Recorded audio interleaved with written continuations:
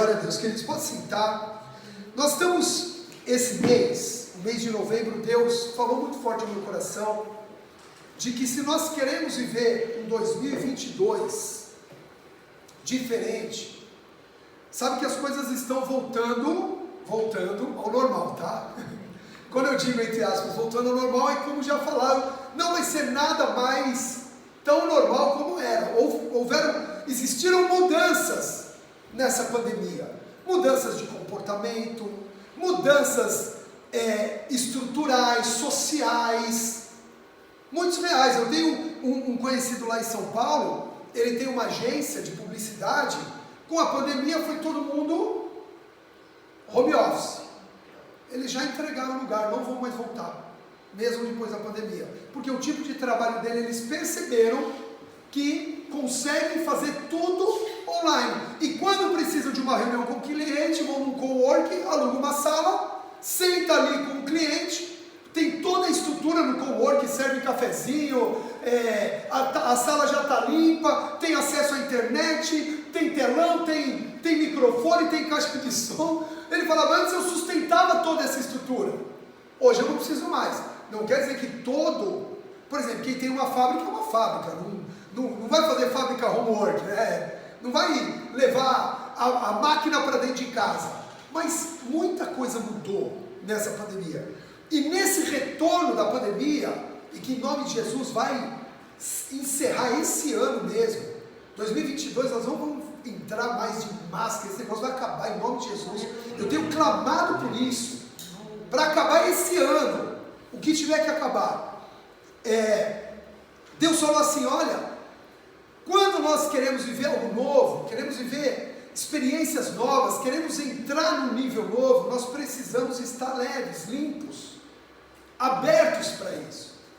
E o que a gente percebe? Que a vida como um todo tem a tendência de abrir questões que, se não ficarem resolvidas, se tornam pendências, e essas pendências vão nos aprisionando, vão nos segurando, vão influenciando a nossa vida e nos faz tomar decisões muitas vezes errôneas, nos faz fugir, nos faz esconder, nos faz sofrer, nos faz viver angustiados por questões passadas não resolvidas.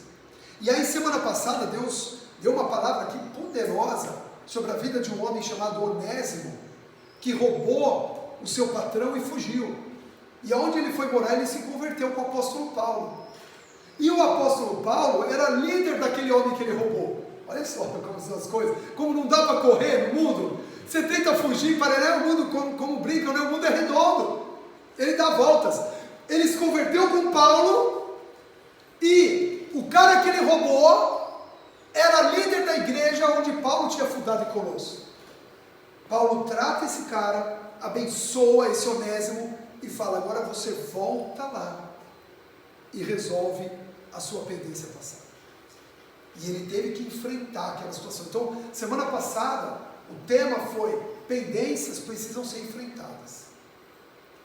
Não adianta fugir. E foi o que justamente Onésimo fez. Ele teve que voltar, olhar nos olhos de Filemon, e acredito que não eram olhos tão belos quanto esses, mas, desculpa, eu me perdi, gente. Teve que olhar nos olhos de Filemon e dizer assim, me perdoa, eu te roubei, eu errei, eu estou aqui para pagar pelo meu erro. E ele foi perdoado, e o resultado foi que Onésimo depois se tornou um dos maiores bispos e líderes das igrejas daquela região, inclusive substituindo Timóteo na igreja de Éfeso, que era uma das maiores. Olha que restauração, de um ladrão, de um fujão, de um mentiroso, se tornou um líder, se tornou um abençoador, se tornou um influenciador. E Deus falou na semana passada, olha, eu vou resolver questões, eu vou resolver pendências. Em quinta-feira, foi tão lindo a célula, porque eu fui surpreendido, vou contar, tá, Natan? Seu testemunho. Natan, meu filho mais novo, está ali, ó, sentado, é o que mexe na parte técnica aqui. O que aconteceu? Ele saiu daqui, eu não sabia nada disso, vim saber na quinta-feira. Nós fomos almoçar com a família Domingos, foi um tempo muito gostoso. Durante o almoço, Ana Lúcia, eu não sabia, ele pediu, ele não tinha internet no celular dele, ele falou, pai, põe internet no seu celular e compartilha comigo. E eu compartilhei, mas eu achei o quê? Eu mandar mensagem para alguém, entrar no TikTok, no Reels, apesar que ele não vê TikTok, porque a Rosângela vê mais que ele. E aí o que acontece? Ele entra, ele procura com os amigos dele de São Paulo o telefone de um rapaz que praticava bullying com ele no colégio e que eles tiveram uma desavença. Ele procura esse rapaz, manda mensagem para esse rapaz e diz assim, olha, é o Natan, eles se conheceram muito, estudaram vários anos juntos. E ele diz assim para esse menino, olha, eu estou escrevendo aqui porque eu queria te pedir perdão, que eu também sei que te fiz mal e queria te perdoar por tudo que você me fez, pelo bullying, pela forma como você se conduziu, porque eu não quero mais ter essa pendência na minha vida. Isso é libertação, gente. Isso é mudança. Então, foram atitudes. Tiveram outros testemunhos aqui, dados na célula. Você não quer perder esses testemunhos, vem na célula, tá? Que aí você vai ouvir todos esses testemunhos. Mas teve muitos testemunhos aqui que foram lindos, de pendências, atitude para mudar uma situação passada, porque situações passadas não resolvidas, elas não somem.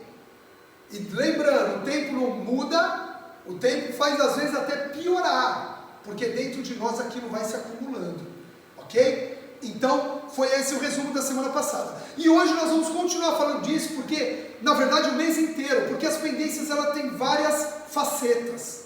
Ela tem essa de Onésimo, ó, volta lá e resolve.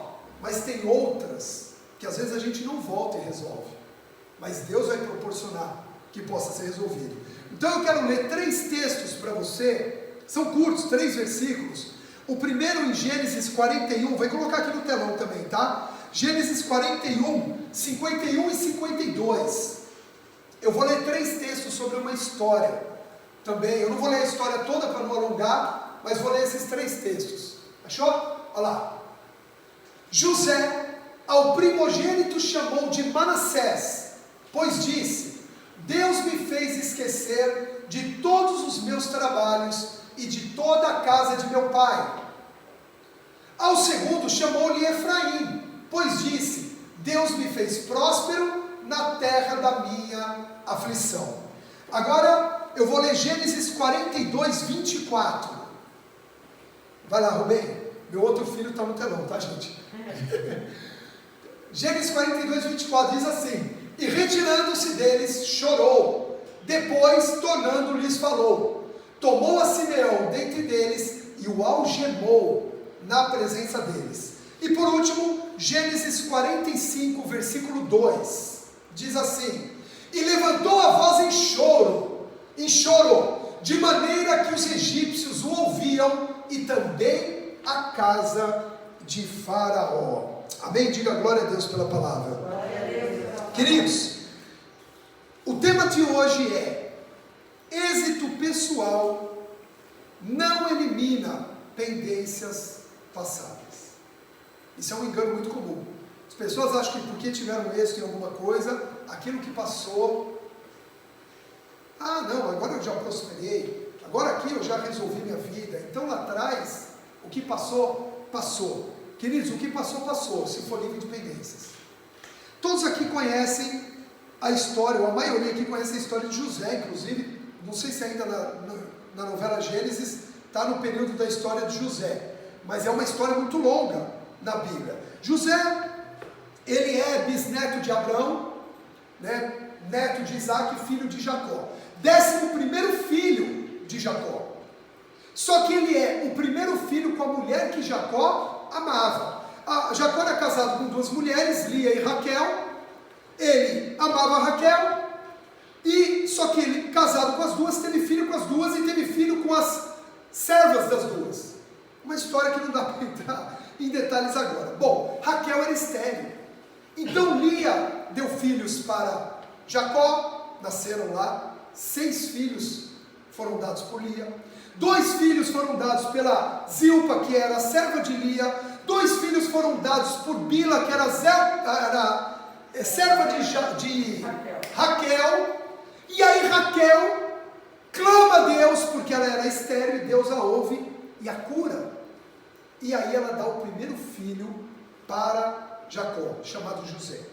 José nasce e se torna, por ela ser a mulher amada de Jacó, o filho preferido de Jacó.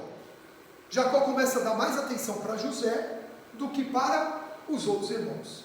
Logo depois ela tem um segundo filho, que dá o nome de Benjamim, mas ela morre no parto. Benjamim nasce com vida, mas Raquel morre. Quando Jacó vê que José perdeu a sua mãe, ele se apega mais ainda à vida de José. Fala, José agora é órfão de mãe. Então ele traz José para perto, e José passa a ser, nos nossos termos, o queridinho da casa, o afortunado da casa, o bem cuidado. Todos trabalhavam no campo, mas José trabalhava dentro da tenda junto com o pai. Olha que diferença. Todos vão lá para apacentar os rebanhos, José fica. Por quê? Porque Jacó tinha muito medo de perder José. Porque José lembrava a Raquel que tinha morrido, então era José e Benjamim, esses dois ficam perto de mim, os outros vão trabalhar. Esses dois ficam perto de mim. Bom, o que aconteceu com esse desenvolvimento todo? Os irmãos de José ficaram com raiva de José. Eles não ficavam com raiva do pai, eles achavam que a culpa era de José. E na primeira, eu estou resumindo, tá, gente? Porque essa não é a parte mais importante, mas só para a gente entender. E na primeira oportunidade que eles tiveram, eles tentaram matar José. A Bíblia diz que eles tomam José, que tinha ido ver o que eles estavam fazendo com o rebanho, para trazer notícias para o pai. Ou seja, além dele ser o queridinho, ele era o dedo duro. Aí já viu, quem é que gosta de um dedo duro? Aquele que apoia. Quem é que gosta, como o termo usa aí, de um cagueta? Você sabe que até no meio do crime, das facções criminosas, os caguetas são desprezados. São mortos. Você vê que até no meio da facção criminosa não gostam de dedo duro. E aí o que acontece? José tinha essa posição. Quando José vai ver os irmãos, o que eles estavam fazendo, os irmãos falam, vamos matar ele agora. Aí um tem ideia, não mata, é irmão, tá, não, vamos jogar nessa cisterna. Quando ele joga numa cisterna seca, teoricamente era para matar, porque as cisternas, elas tinham de 20 a 30 metros de altura. Nós estamos falando de 10 metros, 10 andares de um prédio, a cada 3 metros um andar, mais ou menos. Sabe que você cair de 20 metros, de 30 metros, era para morrer. Só que ele não morre, ele cai lá e fica gritando. E aí, quando eles veem que José não morreu, passa uma caravana de mercadores ismaelitas, que era um povo inimigo do povo hebreu, os ismaelitas descendentes de Ismael, os hebreus descendentes de Isaac, pegam José e vende por 20 moedas de prata. José é vendido. E José é levado embora. Você imagina o coração de José nessa hora em relação aos irmãos. Quem fazia a diferença dele era o pai, não era ele. A Bíblia não descreve em nenhum momento José se fazendo diferente em relação aos irmãos. Mas a Bíblia descreve que o pai fazia isso. Então você imagina no coração de José o que foi os próprios irmãos dele, que dormiam juntos. Naquela época, os irmãos moravam tudo na mesma tenda, ficavam juntos, compartilhavam juntos, comiam juntos. De repente aqueles mesmos irmãos tentam matá-lo, e depois que ele não morre, o vendem para os seus inimigos. E José é levado embora. E os irmãos inventam lá para o pai que um animal matou José, e a história para Jacó, que sofre muito, acaba aí, José morreu. Só que José não morreu, José vai para o Egito. Você conhece toda essa história. E aí quando ele chega no Egito, ele vira escravo, mas a Bíblia diz que a devoção que ele tinha a Deus o faz se destacar entre os escravos. E ele se torna, na casa de Potifar, o dono dele, ele se torna o mordomo de toda a casa, o principal de toda a casa. Primeira coisa que eu e você precisamos entender aqui, nessa manhã, é que mesmo pessoas que se devotam a Deus, adoram a Deus e servem a Deus, podem ter pendências nos seus corações. Às vezes a gente se engana falando, não, mas eu estou na igreja, mas eu caminho com Jesus há tantos anos, mas eu ando aqui. José cresceu ouvindo o pai dele contar as histórias de Deus, as experiências com Deus, as visões que ele teve de Deus. José era um crente, José era um homem de fé. Isso não impediu com que ele tivesse pendências. Deus o abençoava, mas dentro do coração dele continuava algo a ser tratado, que precisava ser tratado. E presta atenção. Então ele vira escravo, ele fiel a Deus, carregava pendências. E aí nessa casa de Potifar, você conhece a história, a mulher de Potifar tenta agarrá-lo, ele foge, a mulher acusa ele de estupro, ele vai parar na prisão. Olha que interessante isso.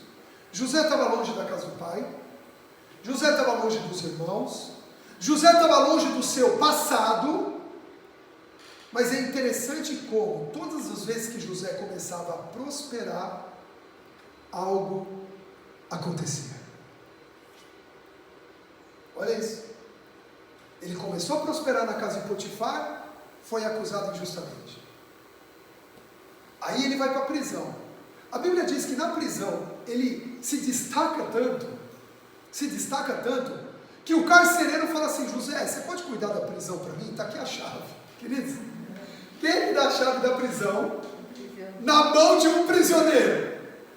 Ele fala: olha, eu não quero saber, você cuida para mim. E ele começa a cuidar da prisão. Presta atenção nisso. Um homem que tem Deus, queridos, não tem lugar ruim para ele prosperar. Guarda isso no seu coração. Posso ouvir um amém? Amém. Que bom que você entendeu. Aquele que tem Deus, que serve a Deus, que é temente a Deus, ele prospera na prisão, ele prospera na casa da escravidão, ele prospera em qualquer lugar, porque ele tem Deus. Mas se ele carregar pendências no coração dele, essa prosperidade, sabe o que se torna? Uma montanha russa. Uma hora você prospera, outra aí quando parece que tudo vai dar certo, aí agora tudo vai dar certo, e aí você começa a ficar confuso, você fala assim: ué, mas o que está acontecendo? E aí a Bíblia diz que ele se torna o dono da prisão. E na prisão, cuidando de alguns prisioneiros ilustres que estavam lá, o copeiro e o padeiro de Faraó, que tinham feito uma besteira e foram presos, os dois sonham. E José, com o dom de interpretação, interpreta o sonho deles. E como ele interpreta, acontece. E aí José diz assim para o copeiro: olha, quando você estiver lá com o Faraó, fala de mim para ele. Fala que eu sou uma pessoa boa, fala que eu interpretei teu sonho, fala que Deus me usa, fala alguma coisa para eu sair dessa prisão, fala que eu estou preso injustamente. E a Bíblia diz que o copeiro volta a servir Faraó, como José tinha profetizado no sonho, mas se esquece de José. E José fica mais 2 anos na prisão. Você vê, quando parece que vai ter uma saída, quando parece que vai chegar uma resposta, volta. Por quê? Porque por mais que José externamente tinha êxito, internamente tinha algo mal resolvido. Mal resolvido. E aí, você sabe da história, Faraó tem um sonho, ninguém no Egito consegue interpretar o sonho de Faraó. 7 vacas gordas, aí saem 7 vacas magras que comem as gordas, aí 7 espigas cheias, aí saem 7 espigas mirradas que comem as cheias, e aí Faraó fica perturbado com aquele sonho, todo mundo fica perturbado com aquele sonho. Aí o copeiro lembra, depois de 2 anos: ah, tem um cara na prisão que interpreta sonhos, é um hebreu lá, tal, manda chamá-lo. Ele vai e ele dá a interpretação do sonho. Olha, 7 anos de fartura, mas depois 7 anos de miséria. Se você não guardar um pouquinho no tempo da fartura, no tempo da miséria, o Egito vai morrer de fome. Você precisa de alguém que administre isso. O Faraó falou: peraí, se esse cara entende tudo isso do meu sonho, é o cara certo para administrar. E aí, José, um escravo vendido pelos irmãos, acusado pela esposa de Potifar, que ficou preso aí pelo menos, mais ou menos 5 anos, se torna o governador de todo o Egito. Ele fica rico, ele fica bem sucedido, ele tem status, ele tem poder, ele tem reconhecimento. Ele chega no maior nível que ele poderia chegar. Faraó é o dono, mas ele é o CEO da empresa. Resumindo, ele que manda. Faraó tem as ações, mas quem manda é o Senhor. Na articulação prática é o Senhor. É ele. Ele manda em todo o Egito. Faraó diz assim: olha, ninguém está acima de José, só eu no trono. Mais ninguém, José que manda. Se José falar faz, faz. Naquela época, uma posição dessa tinha poder inclusive de execução de morte. Se José falar assim, eu não gosto dele, mate, mata. Era assim, não tinha tribunal, juiz, nada. Quem tinha autoridade máxima depois de Faraó mandava. Olha, quero que você vá preso, quero que você morra, Esse era o nível de poder que José tinha nas mãos. E aí José está resolvido. Ficou rico, ficou próspero, ficou abençoado, ficou famoso, tem reconhecimento, tem um emprego maravilhoso. Está tudo resolvido. Aí Faraó fala assim: não, José, você precisa casar. Está aqui, ó, a filha do sacerdote, casou com a filha do pastor. Olha isso, o pastor da época. Está aqui, Azenate, sua esposa. Agora pronto, casado, bem casado, com filha do sacerdote, morando no palácio, com a sua casa própria, com emprego, rico, com poder. Querido, você olha para um homem desse e fala assim: esse cara está resolvido na vida. Deixa eu contar uma história para vocês, um testemunho que eu passei. Eu estudei, fiz Senai, e quando eu terminei a Senai, fui trabalhar, parte de artes gráficas, depois designer gráfico, eu me tornei, e um amigo meu foi trabalhar numa agência muito conhecida na época. E ele prosperou muito, e depois de um tempo, esse rapaz, ele ficou sócio de uma agência chamada Casablanca. Para quem não sabe, a Casablanca tem até hoje todas as transmissões de jogos de futebol no Brasil, é por intermédio deles. Eles ficam ali na República do Líbano, lá. O quintal da empresa deles é o Parque do Ibirapuera, ali, uma coisa simples assim. Ele se tornou sócio. E aí um dia ele me ligou e falou assim: ó, vem aqui, que eu tenho um trabalho, a gente está com muito trabalho e eu queria passar uma parte para a tua agência. Eu tinha uma agência de design. E eu fui lá ver um negócio com ele. E ele casou, esse rapaz, ele era loiro, mais ou menos quase 1,85 m, 1,90 m, tipo eu assim, né? Um pouquinho mais alto só que eu. Loiro, olho claro, surfista. O cara era bonito. Bonito, assim, sabe? Casou com uma amiga nossa da escola, que namoraram desde a escola. Olha isso. O cara é rico, bem casado, eu sabia com quem ele estava casado, tinha 2 filhos, bonito, surfista. Sabe como é que eu olhava para esse cara? Eu olhava para ele e falava assim, e eu já tinha Jesus. Morava muito bem na Granja Viana. Top. A Granja Viana é um bairro muito lá em Cotia. É uma granja, né, na verdade, mas assim, um bairro lindo. O que acontece? Eu ia nesse trabalho com ele, a gente discutia trabalho, eu ficava olhando para ele, sabe qual era a mediocridade do meu pensamento?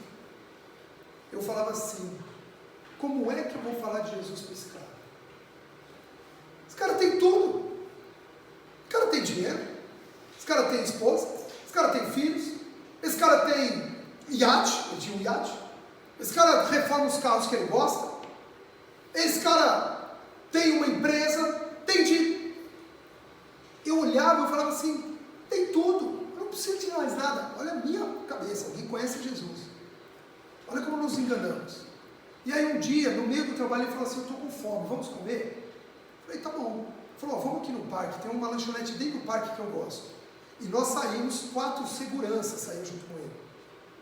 Aí ele fez um sinal lá, os seguranças nos deixaram e nós entramos no parque. Queridos, eu não dei um passo dentro do parque, esse alemão de 2 metros de altura botou óculos escuro e começou a chorar. Mas chorar daqueles de passar vergonha, sabe? Quando você quer parar e não consegue. Quando você vai no encontro com Deus, aí você quer parar de chorar e não consegue, é assim.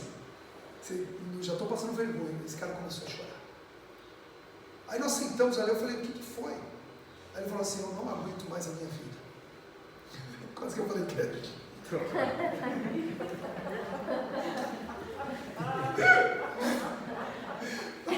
Tem certeza? Quer trocar?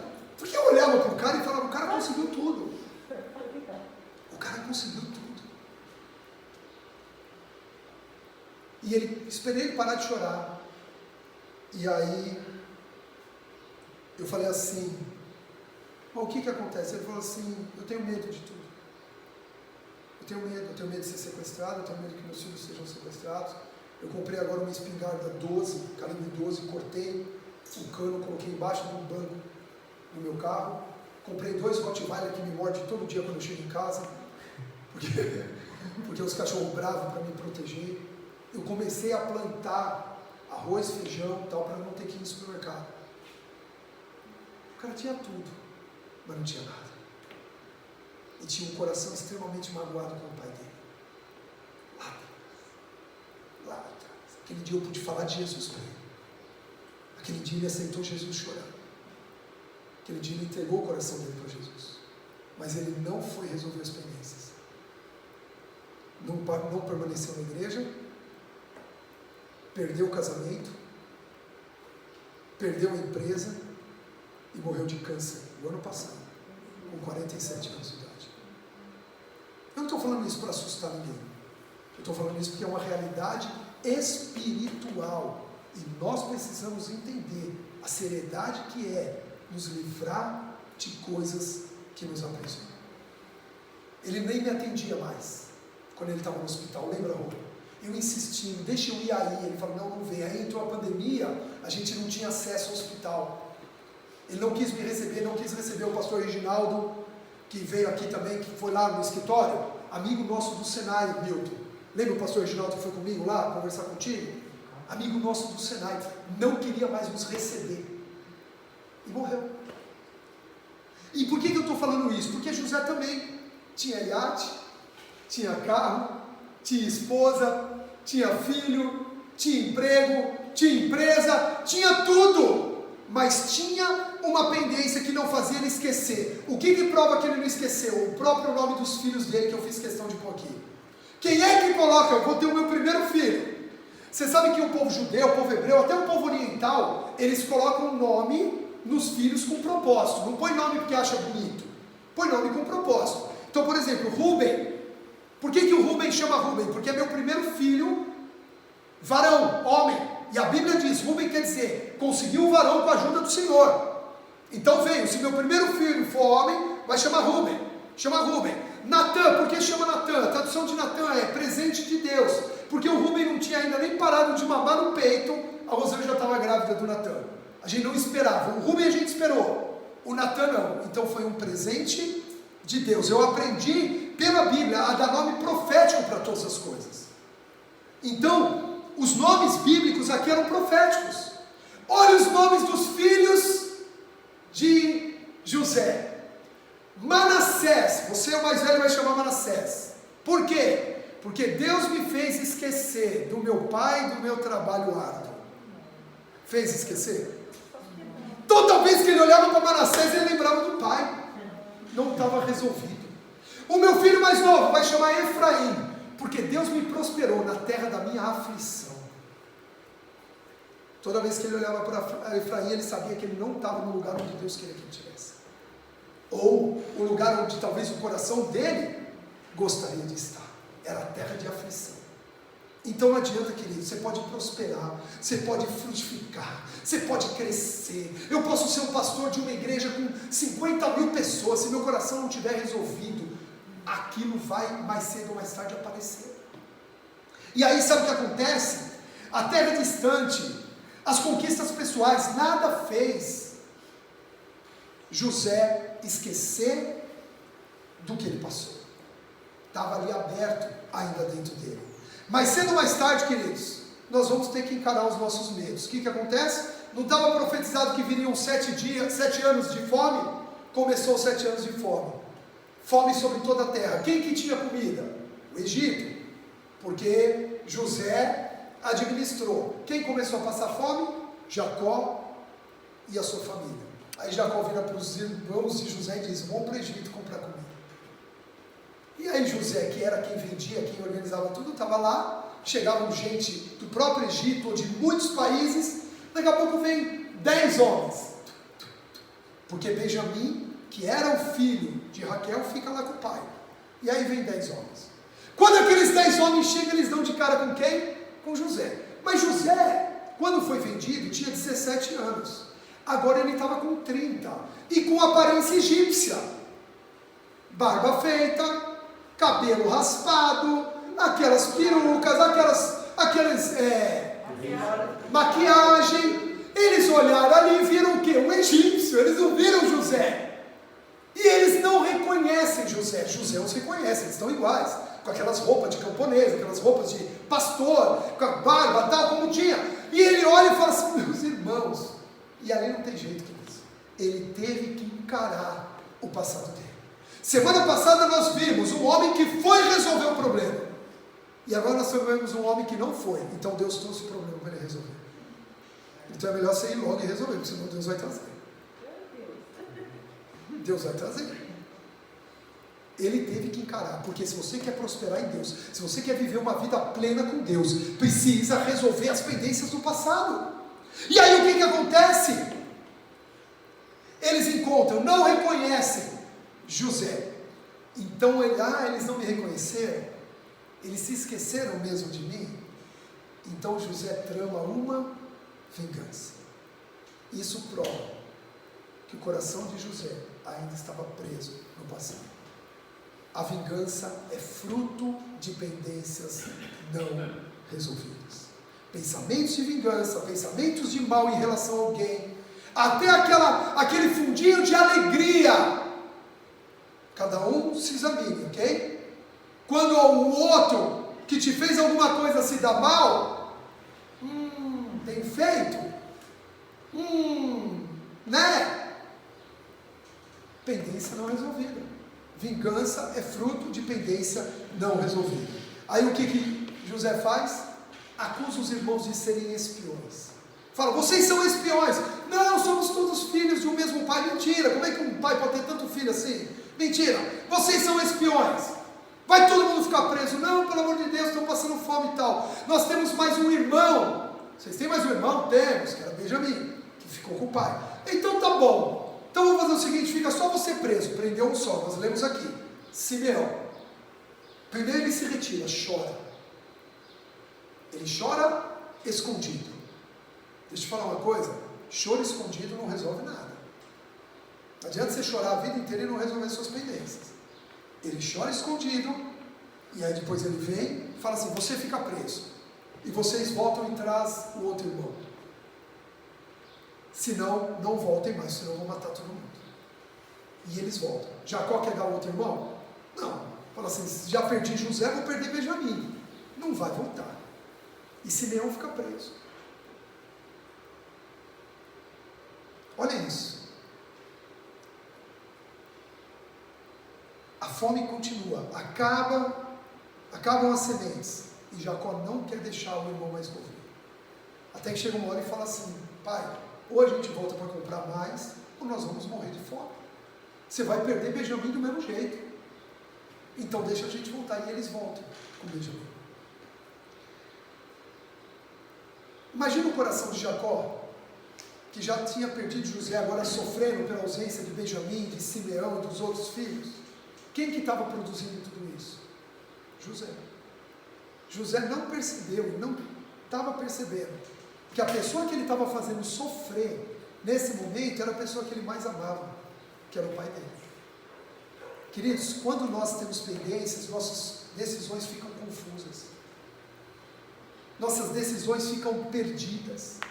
E a gente começa a fazer coisa que faz sofrer as pessoas que nós mais gostamos. Por isso o nosso coração precisa estar limpo.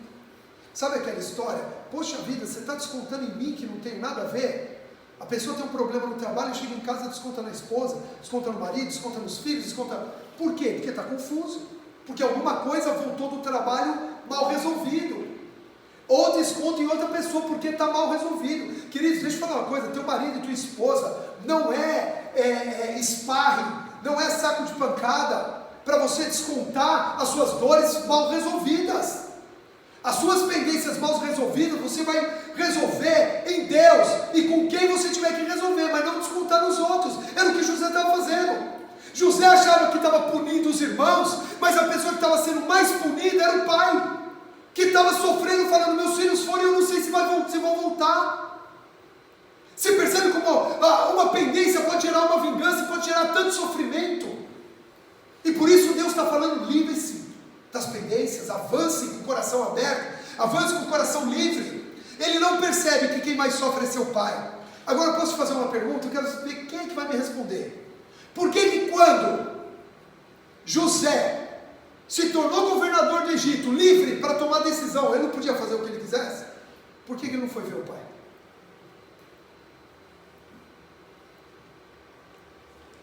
Porque pendências, queridos, roubam o nosso discernimento. Porque pendências nos tornam vingativos. Porque pendências nos aprisionam em sentimentos tóxicos e confusos. Ele podia ter voltado. Agora que eu sou governador, vou lá falar: pai, estou vivo. Mas ele não fez. Porque ele estava confuso. Porque aquela dor lá de trás não permitia que ele pudesse tomar a decisão certa. Bom, a Bíblia diz que ele resolve sair dessa pendência. O grito de choro dele, agora não mais escondido, mas exposto diante dos seus irmãos, é tão alto que a Bíblia diz que todo o Egito ouve. Até a casa de Faraó ouve esse grito. Queridos, é só colocando para fora. É só expondo. Se guardar faz mal. Se guardar apodrece. Se guardar fere mais. E ele grita aquilo que estava engasgado, aquilo que estava preso há 13, 14 anos na vida dele, ele põe para fora num grito. E se liberta daquilo. E sabe qual é o resultado quando ele se liberta? Ele perdoa. E quando ele perdoa, ele é perdoado. E quando ele se perdoa, o Pai chega. E quando eles se resolvem, todos são protegidos da fome. E aí ele tem discernimento de entender que tudo aquilo era um propósito de Deus. Enquanto nós tivermos um coração com pendência, a gente não consegue entender quais são os propósitos de Deus para a nossa vida. E Deus tem propósito para a tua vida.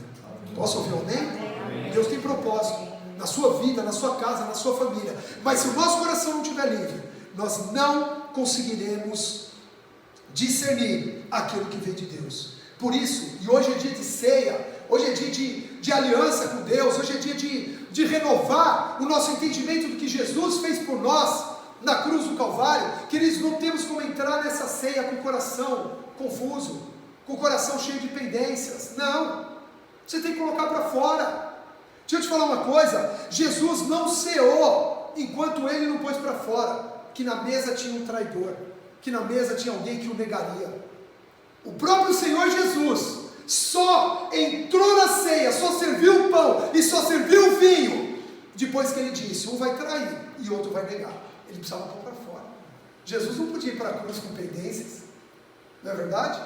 Nós estamos falando de Jesus, então imagina nós não podemos e não conseguiremos viver na aliança e na essência com Deus se nós tivermos com pendências. Amém? Quando ele indica o traidor sai da mesa. A Bíblia diz que Judas levanta e não ceia com eles, porque Judas não se abriu o coração e sai. Aí a mesa fica livre para cear. E hoje é dia de ceia. Hoje é dia da gente renovar nossa aliança com Deus. E essa palavra ela é muito propícia para isso. Ela vem nos revelar que há situações que podem estar escondidas na nossa vida, devido a alguma conquista pessoal, devido a algum resultado pessoal. Queridos, os resultados na sua vida virão porque Deus te ama, te abençoa, é teu Pai e quer te ver feliz. Mas eles não podem esconder questões mal resolvidas. Não é porque você não olhe para uma pessoa que prosperou, que está tudo aparentemente bem, que ela está tudo resolvida. Eu passei por isso, olhando para aquele meu amigo e achando que ele tinha tudo resolvido, achando que ele tinha mais do que eu, porque ele tinha alguma conquista material. E no final, quem deu o que ele precisava fui eu, que era Jesus. Amém? O que eu, você e todos precisamos de Jesus. Isso é o que faz a diferença.